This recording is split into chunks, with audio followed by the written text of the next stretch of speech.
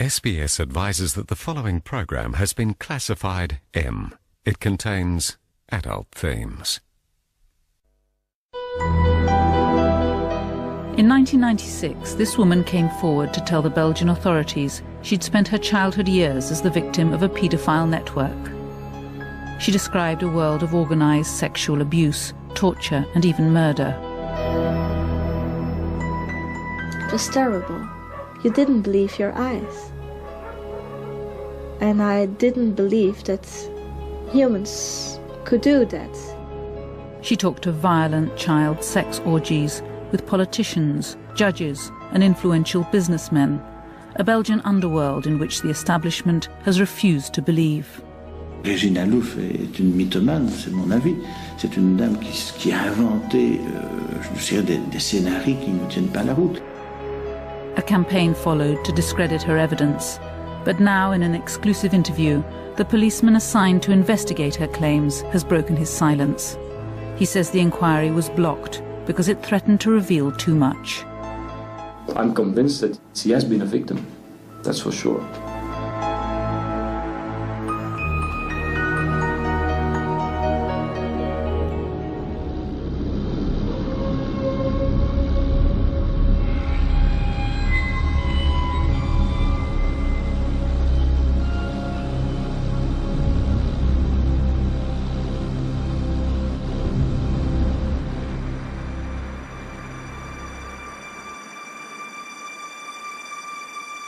In June 1996, this Belgian slum revealed a bitter secret that would come to haunt the nation.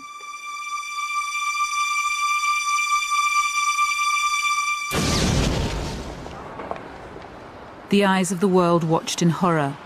Into the light emerged two young girls. Laetitia, aged 14, and Sabine, just 12, were the latest in a long line of girls who'd gone missing. Marc Dutroux, a convicted rapist and kidnapper, had led the police to where he'd imprisoned them.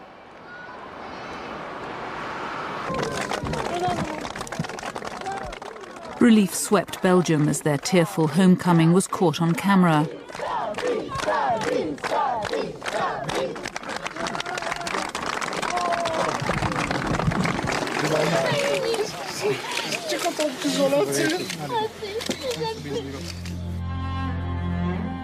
But it soon turned to horror when police revealed the secret cage hidden in the cellar of Dutroux's house. The girls had been kept here, drugged and repeatedly raped.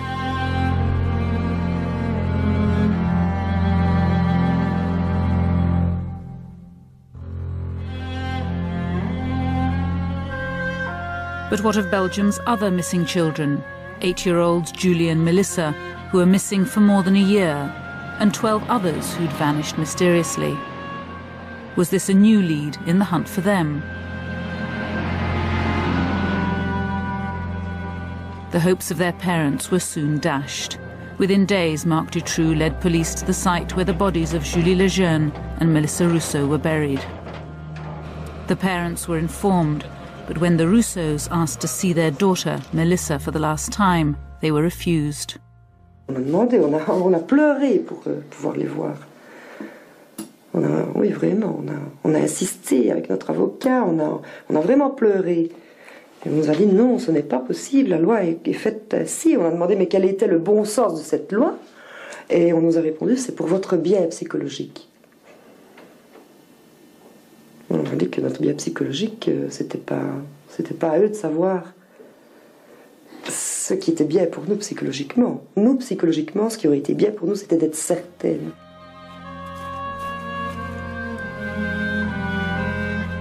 It's 6 years since the police unearthed the bodies of Julie and Melissa, buried in the garden of this house.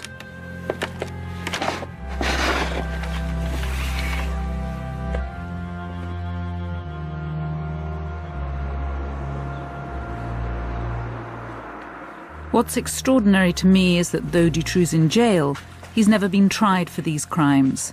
It's as though the judicial system froze when faced with having to bring him to trial. Officially, Dutroux lived on benefits, yet this house, now derelict, was one of 5 that he owned. The bodies of 2 more missing girls were found at another. Effie Lambrechts and Anne Marchal. I didn't believe that it was possible that children were kept in a cellar and were raped and kept there until that Dutroux was taken to prison, and that we could see the cellar. At that moment I had to believe.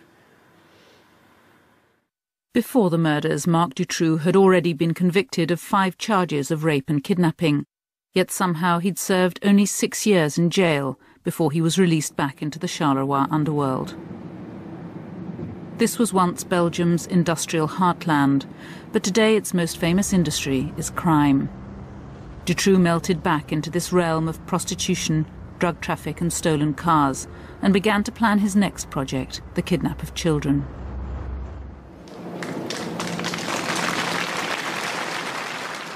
For the parents now burying their murdered daughters after more than a year of fruitless searching, this was not the end of their nightmare. They would soon find out that Dutroux had been a prime suspect from the start, yet nothing had been done to save their girls. Melissa's father is still asking why his daughter was allowed to die. Une semaine après, 10 jours après l'enlèvement de Julie et Melissa, en 95, 3 témoignages disent c'est Dutroux qui enlève les enfants. On ne va pas chercher Julie et Melissa chez Dutroux. En 95, tout de suite après l'enlèvement. Ça, c'est inexplicable. Et il continue à enlever d'autres enfants. Enfin, il y a des choses qui sont... Et on met le POSA, donc le peloton spécial de surveillance, sur Dutroux, et il continue à enlever des enfants. C'est inexplicable. Tout est inexplicable, du début jusqu'à la fin. What is known is that Dutroux was finally caught when his white van was identified. It had been used to snatch a 6th girl miles away from his home patch. The man who arrested Dutroux was Jean-Marc Coverup, an investigating magistrate. He became a national hero, uniquely respected by the parents of the murdered children. He is someone who wants to know the truth. You can feel it. When you talk to him, you can feel that he wants to investigate, that he wants to have the truth. He is a very good magistrate. Conrad arrested Dutroux's associates. Among the first was Jean-Michel Nihoul. Nihoul and Dutroux had been seen at the site of the latest abduction the night before. They'd been in constant phone contact the day it happened, and the next day Nihoul gave £10,000 worth of drugs to an accomplice of Dutroux. One witness claimed Nihoul had ordered a girl. Coverup knew Nihoul had influential friends. He suspected he was the brains behind a network supplying clients with children to abuse. It's a charge Nihoul denies. Coverup appealed to the public for information. When I saw him walking down the stairs, I thought that they knew everything about him. It was a shock. I thought, finally, they stopped him. Regina Louf was one of the first to come forward. She said that as a child she'd been abused for many years in a paedophile network involving Nihoul and Dutroux. I remember Jean-Michel Nihoul as a very cruel man. He abused children in a very sadistic way. She says that at the age of 12 she was taken with other children to sex parties, and, she told investigators, Dutroux was there, working for Nihoul. Dutroux was a boy who brought drugs, cocaine and something like that to these parties, who brought some girls or watched girls on these parties. Nihoul, he was a sort of party beast. And Dutroux was more on the side. Nihoul denies he's ever met Regina Louf, but her stories never changed. Nihoul, she said, was one of those who organised the parties and invited the cream of Belgian society, judges, politicians and influential businessmen, in order to compromise them.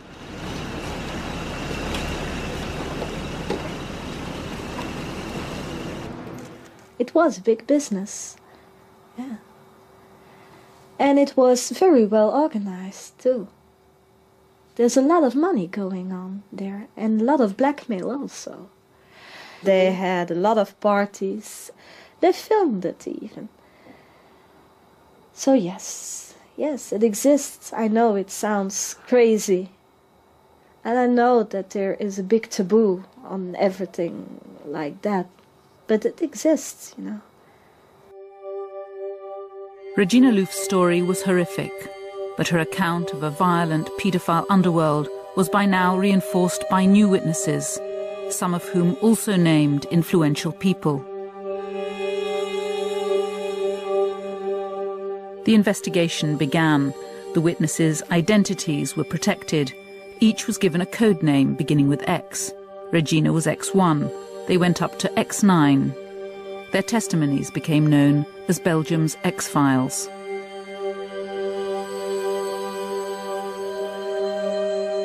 The task of trying to verify them fell to a young police investigator.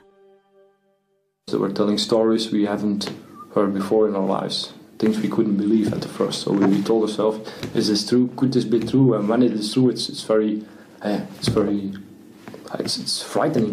that things like that could happen. We had a special room for the interviews. It was specially equipped for people who have been victimized by such matters. There was a camera in the room. They were done mostly in the evening or the early hours. When the interviews were finished, they were written down by a few people of my team, all the way from the first word to the last, literally.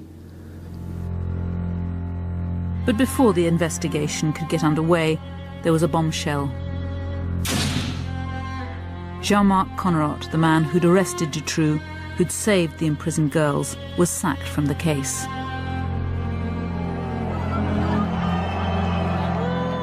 His removal caused a public outcry. Belgians lost faith in their judicial system. They descended on the Palace of Justice and accused the courts of colluding with the killers.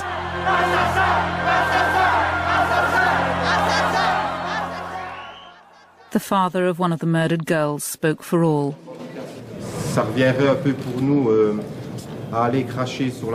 Il y a un juge, Coverup, qui arrête une dizaine de personnes. On dessaisit le juge et on met un nouveau juge qui s'appelle Langlois, qui n'a jamais fait d'instruction. C'est son premier dossier d'instruction, le juge Langlois. Dans l'enquête la plus grosse, dans le dossier du siècle, on va mettre un juge qui n'a jamais fait d'instruction. Vous comprenez ça, vous? 300,000 outraged Belgians marched through Brussels in a demonstration of grief and solidarity. This white march was the largest protest the country had ever seen. Belgians felt that the dismissal of Coverup was a betrayal of Dutroux's victims, that it signalled the end of any real search for a network. The two rescued girls were overwhelmed. Un grand merci à tous d'être venus si nombreux. Merci. Merci aussi à tout le monde d'être venu.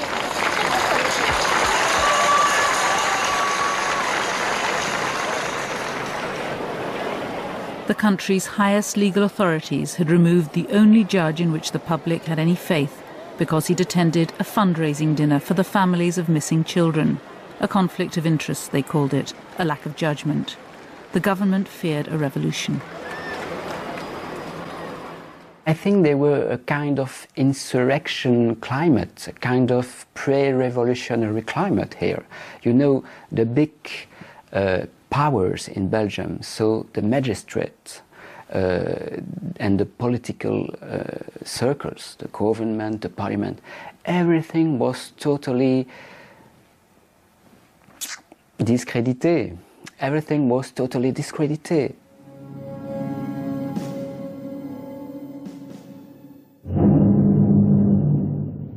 No one knew what to believe anymore. Rumour and speculation spawned a variety of wild theories. He will instigate ultimate fear. A feature film suggested the whole affair was part of an extreme right-wing plot to destabilise the country. I'm very pleased, Victor. 300,000 idiots marching in Brussels. An ocean of white balloons. Magnificent. Pathetic and impressive at the same time. We really got them exactly where we want them.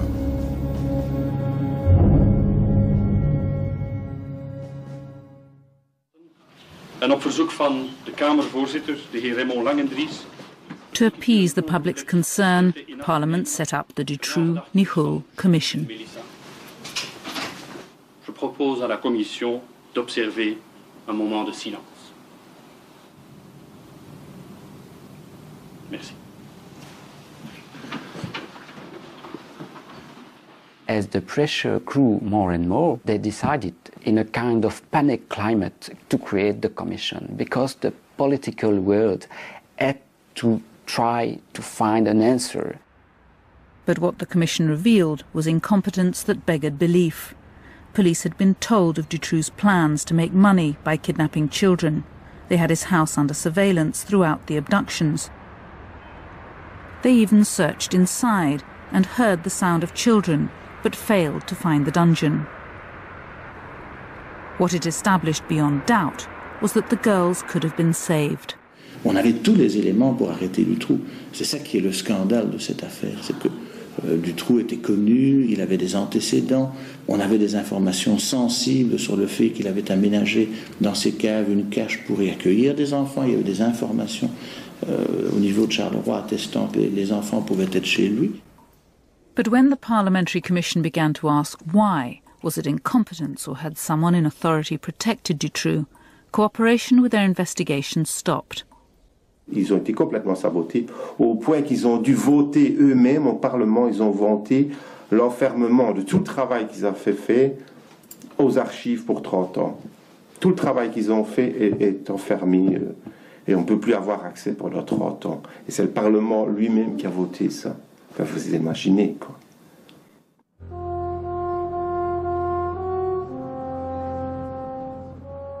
If the Commission's job had been to restore stability, to clear the air of insurrection, it worked. The danger to Belgium's establishment was over. But there was still no answer to the most important question. Was the catalogue of failures pure incompetence, or had Dutroux and his friends enjoyed protection? Were they protected? Sur le volet des protections, nous n'avons pas découvert grand-chose, si ce n'est que la meilleure protection dont Dutroux a pu avoir le bénéfice, finalement, le mauvais fonctionnement du système policier et judiciaire en Belgique.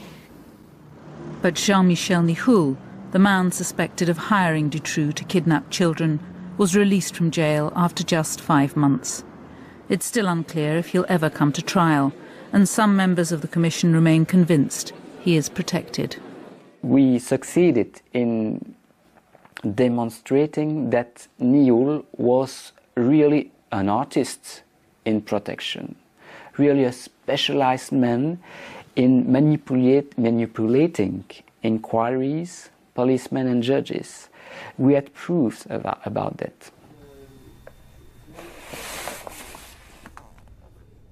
Nihul's release just left more unanswered questions for the families. The mother of Melissa, Karine Rousseau, has access to the legal evidence the court will bring against Dutroux. She's found no answers, nothing to clarify who stole, raped and killed her daughter. All charges Dutroux denies. Oui, allô? Oui. Depuis 5 ans, on n'a toujours pas réussi ni à obtenir des aveux de Dutroux, ni à obtenir des traces matérielles ou des témoignages probants qui attestent que c'est Dutroux qui a vraiment enlevé les enfants, qui les a vraiment violés ou qui les a vraiment assassinés. C'est catastrophique parce que plus rien n'est clair aujourd'hui. Plus rien n'est clair. The parents suspect Dutroux was not acting alone, that others were involved in abducting and hiding the girls. When he was briefly imprisoned for car theft in November 1995, Dutroux claims to have left the girls in his cellar, in this specially constructed cage with a little food and water. On his release, after nearly 4 months, Dutroux claims he found the children barely alive, that he tried to save them, but they died in his arms. But for the Rousseaus, this story can't be true. Les 4 mois d'enfermement de 2 petites filles de 8 ans dans une cave en plein hiver. Mais quand je dis dans une cave, c'est une cache qui est construite à l'intérieur d'une cave. Donc je veux dire, elle fait 3 mètres sur 2, cette cache, elle est toute petite. Il n'y a pas de fenêtre, je veux dire, c'est tout noir. On a coupé l'électricité, il n'y a pas de chauffage pendant 15 jours. On est en plein hiver et elles n'ont pas de nourriture. On ne tient pas pendant 4 mois, puisque lui dit que quand il sort de prison 4 mois plus tard, elles sont toujours vivantes. Mais enfin bon, c'est un exploit inhumain, surhumain. On ne peut pas imaginer 2 enfants de 8 ans tenir seuls, sans avoir rien pour les soutenir, ni du point de vue alimentaire, ni du point de vue chauffage, ni du point de vue humain. Psychologique, rien du tout. Ils n'ont pas eu dans une toute petite cache comme ça, pendant autant de temps, et survivre. So how did they survive so long? Did someone else keep them alive? The Palace of Justice in Liège is the seat of one of Belgium's most powerful figures, Prosecutor General Anne Tilly, who's in charge of the case. She says there's no evidence to contradict Dutroux's version of how the children died. So how did the children survive so long, nearly 4 months, until Dutroux was released from prison? Non, mais Julie était morte. Hein. Julie était morte. Mélissa était au bord de la mort puisqu'elle est morte, je crois que c'est le lendemain. But Melissa, how could she have survived nearly 4 months? Survivre dans quelles conditions? Survivre dans quelles conditions? Dans un état lamentable puisqu'elle ne savait même plus se soulever. Ni du trou, évidemment, personne d'autre que lui n'était là.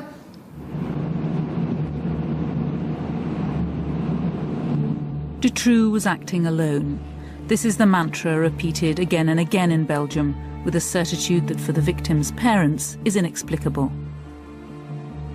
They believe that investigators have blocked every lead, rejected every clue which would reveal that Dutroux was kidnapping girls for someone else. Most painful, perhaps, is the autopsy report which shows Melissa had been repeatedly raped about 2 weeks before her death, while Dutroux was in jail. So who raped this child? Dutroux denies he raped the girls. But isn't it simple to find out if Dutroux raped them or someone else, scientifically? Normalement, oui. En principe, oui. Mais les moyens, enfin les analyses scientifiques élémentaires comme recherche d'ADN, je sais pas moi, de traces de traces d'auteur, par exemple, sur les corps des enfants, n'ont pas été faites. Back in the Palace of Justice, they say the DNA tests were done, but the results were inconclusive. Can you explain why there was no DNA analysis done? Si les analyses d'ADN ont été faites, madame. And the results? Rien du tout. What does that mean? That there was no trace of sperm? Elles étaient dans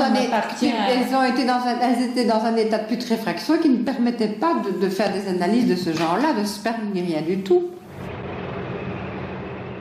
That's not what's written in the autopsy report. Again, the story doesn't square. The bodies weren't severely decomposed. DNA can be identified from samples taken long after death. The question remains unanswered. Why is there no DNA result? Might it have shown that someone else had raped Melissa? Other forensic tests that should have been routine were just not done. Human hairs collected from Dutroux's dungeon weren't sent for analysis. The logic was strange. They claimed that as there was no evidence anyone else had entered the cage, there was no need to analyse the hair. In 5 years, Coverup's successor has shed no light on the abduction, imprisonment or death of the girls. Jacques Langlois refused to be interviewed. Langlois don't believe in a sort of network. For Langlois, Dutroux is the only one who used the girls. For Langlois, it's simple. There's one raper, Dutroux, and closed case. By the spring of 1997, Evidence of a paedophile network linked to the Dutroux affair was emerging from the testimony of the ex-witnesses. Regina Louf had provided investigators with details of her childhood abuse, which they'd begun to check. In one of her testimonies, she explained how a certain person had been murdered in a certain place. So we went to look for that case, that old case. She described it, where it happened, more or less. I remember it like it's a film in my head. I can close my eyes and see every little detail of that house where she was murdered.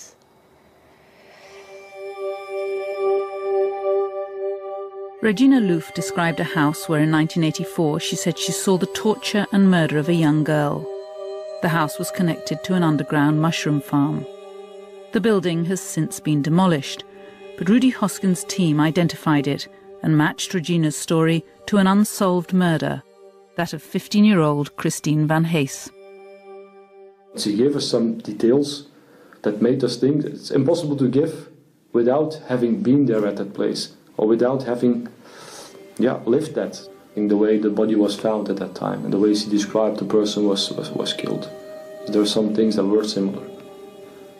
It was a sort of bondage, so her legs and her hands and her throat were connected with the same rope, and when she moved, she strangled herself, yeah. The credibility of Regina Louf's testimony hinged partly on whether she really knew the house where Christine Van Hees was killed. This man grew up there, though his family sold it before the murder. It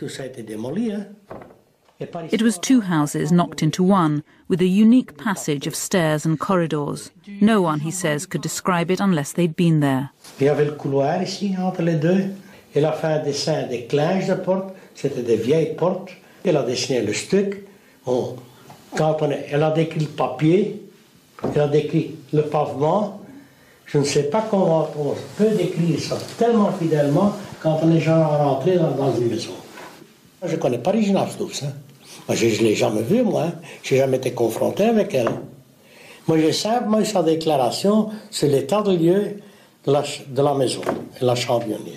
Et là-dessus, mon frère et moi, on a dit, c'est sûr et certain qu'elle est rentrée dans la chambionnière. C'est sûr et certain. The police were now convinced they were onto something, that Regina Louf's testimony was credible. What's more, it gave them a new link between Marc Dutroux and the man accused of being his boss, Jean-Michel Nihoul.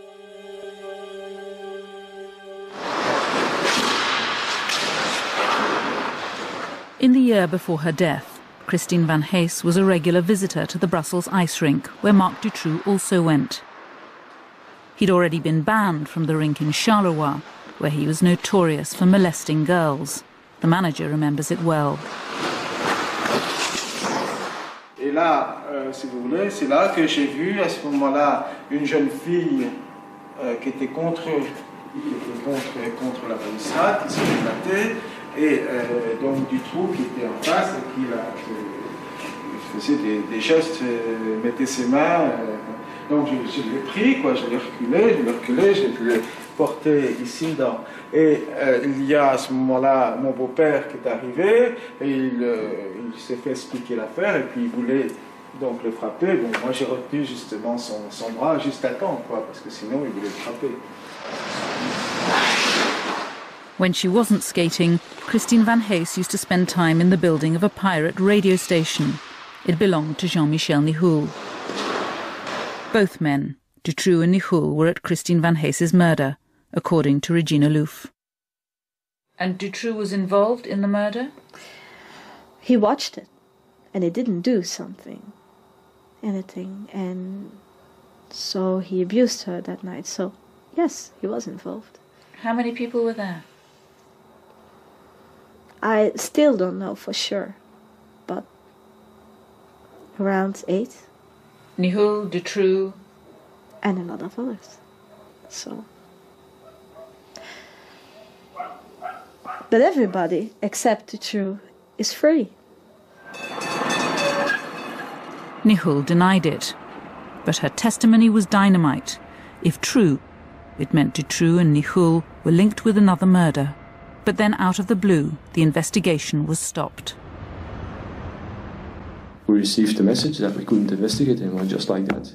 We were sent home. Just like that. Without an explanation. Because our work hasn't been done all right.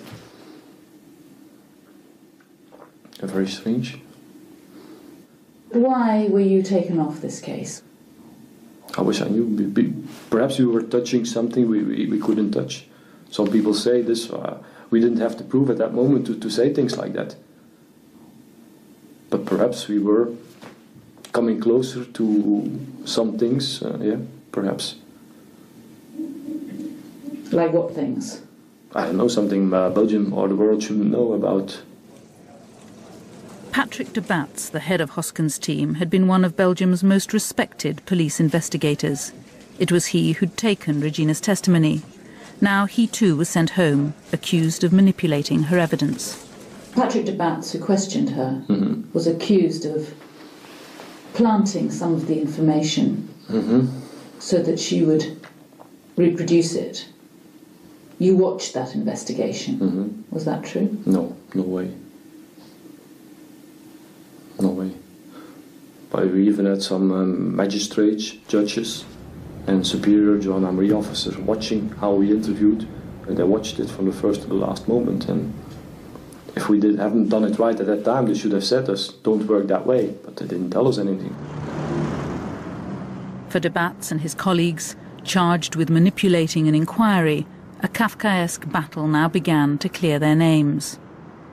They were suspended, and Regina Louf got a call from a member of the new team assigned in their place. His motive was clear.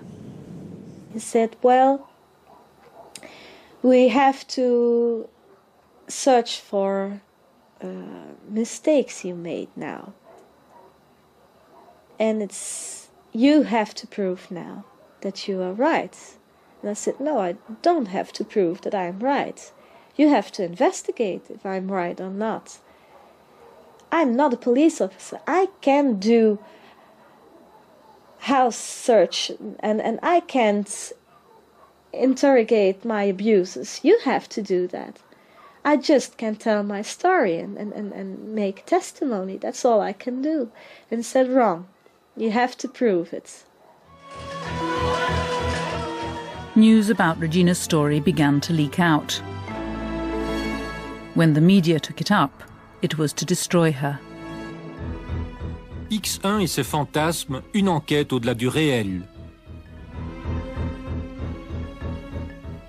Madame, Monsieur, bonsoir. L'affaire Dutroux s'est enrichie de... The flagship programme of the government-funded French language channel was unequivocal. De Batz was guilty, they declared, and Regina Louf, a sinister and deranged liar.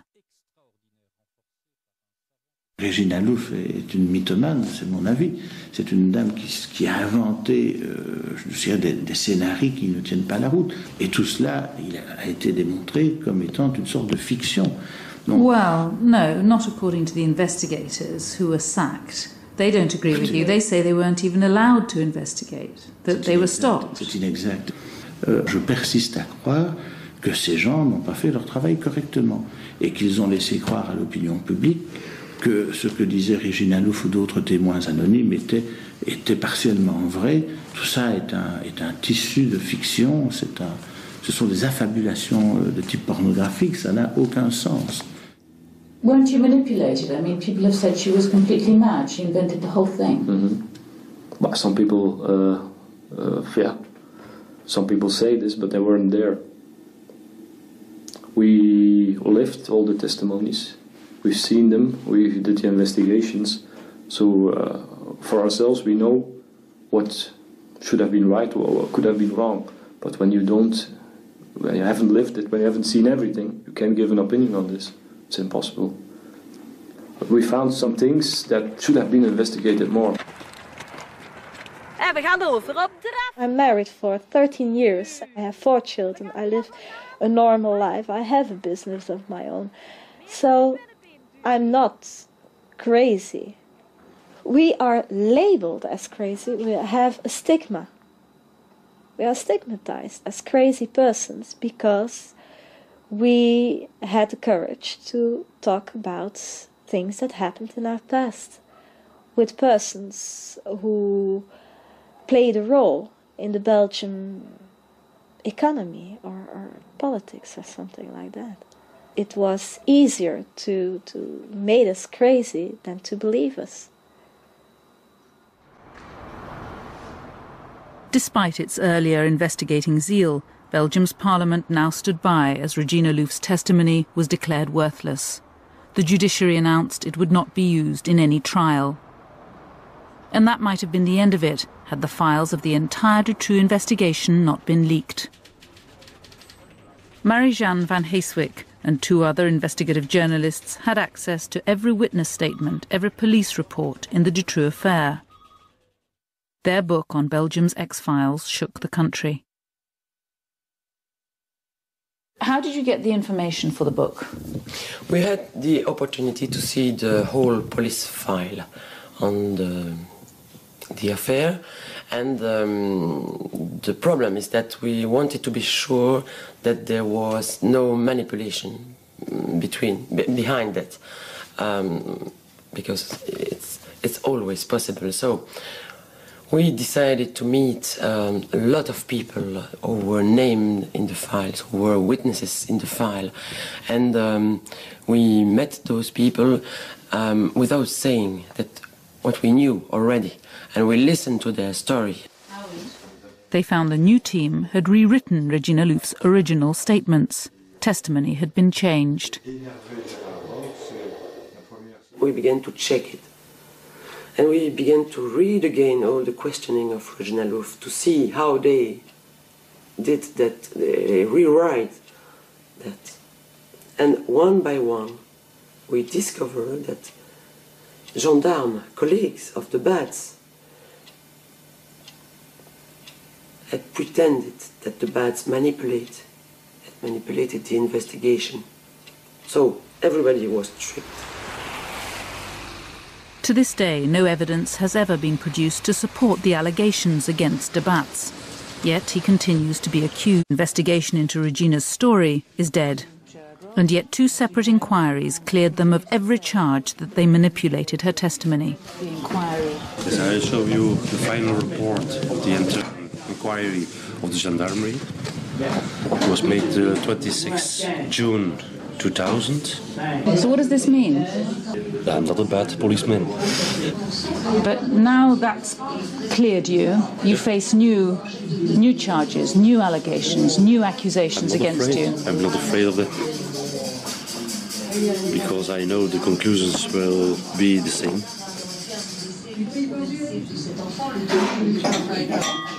But why this constant barrage of accusations? I don't know.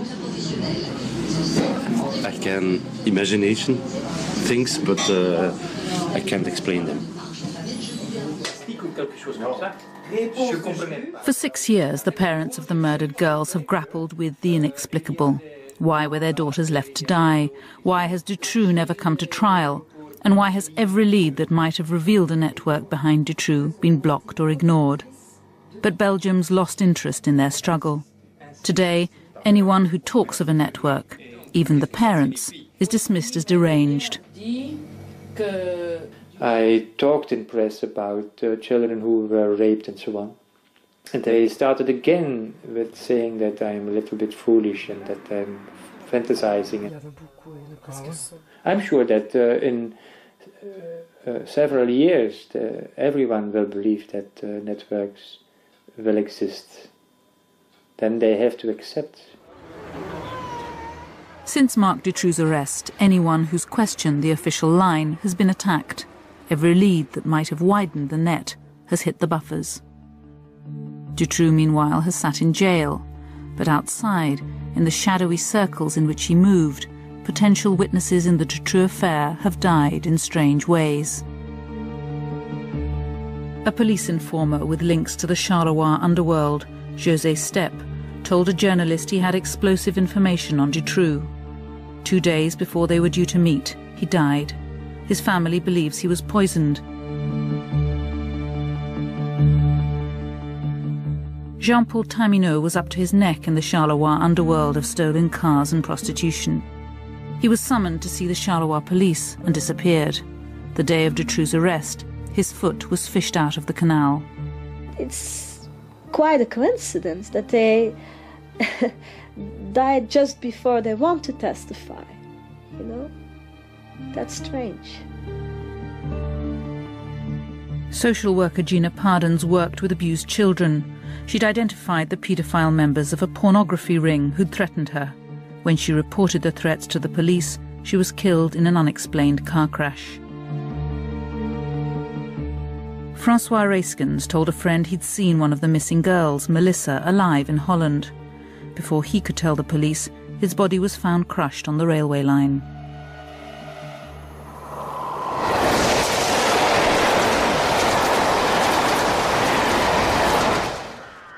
Some 20 people, all potential witnesses in the Dutroux affair, have died in mysterious circumstances. I survived it all. I don't know why, but I survived my abuses, I survived my testimony just because I said it all. Why kill me now, you know? I'm mad.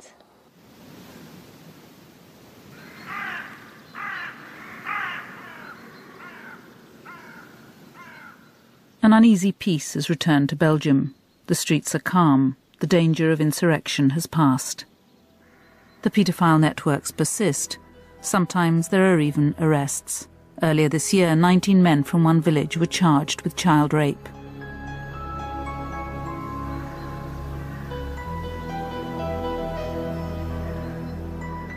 But the Dutroux affair has paralysed Belgium's judiciary. After 6 years in jail, there is still no date for his trial. When it comes, it'll satisfy no one. The trial of Dutroux, it will be a theatre, a circus. And I don't want to be part of a circus. The truth is that there is a network and that they have to search for that network so that you can save other children in the future. Ici dans ce pays pour ne jamais arriver à une vérité parce que il y a trop de vérité à faire sortir ici en fait. Moi, je suis certaine que les gens ont envie de comprendre et sont capables de comprendre beaucoup plus que ce que la justice et le politique ne veulent bien leur donner à voir. On infantilise énormément les gens. I did what I could do. I testified. I spoke up to the police, to the judges. I spoke up to the press. You know, I yelled it out. But what can I do anymore now? I can't.